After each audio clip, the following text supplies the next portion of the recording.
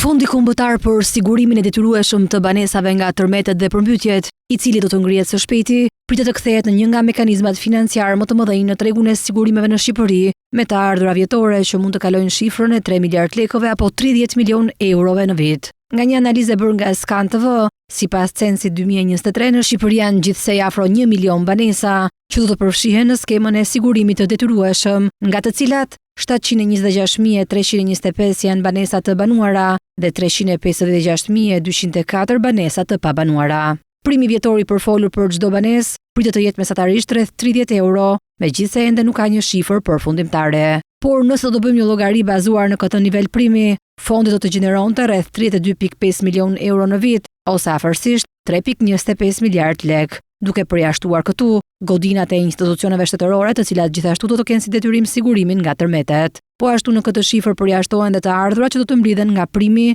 që do të caktohet për përmbytjet, për shkak se ende nuk janë përcaktuar zonat e rrezikut dhe numri i banesave që do të jenë pjesë e skemës. Nëse do të bënim një krahasim me sigurimin e detyrueshëm të automjeteve MTPL, nga kjo policë sigurimi kompanitë kanë gjeneruar në vitin 2025 rreth 14.3 miliard lekë të ardhura, apo afro 143 milion euro, duke mbetur produkti më i madh në tregun e sigurimeve në Shqipëri. Në terma relativ, fondi i banesave do të përfaqësonte rreth 23% të volumit financiar të MTPL-s. Megjithatë, ndryshe nga MTPL, i cili ndahet midis disa kompanive private të sigurimit, fondi i sigurimit të banesave do të funksionojë si entitet unik dhe një kompani shtetërore, ku 100% e primeve do të përqendrohen në një institucion të vetëm. Pra e thënë ndryshe, edhe pse nuk do të jetë tregu më i madh në volum, fondi pritet të kthehet në institucionin më të madh individual në sektorin e sigurimeve në Shqipëri, për shkak të bazës më të gjerë të kontribuesve, natyrës së detyrueshme të pagesës, stabilitetit dhe parashikueshmërisë të ardhurave.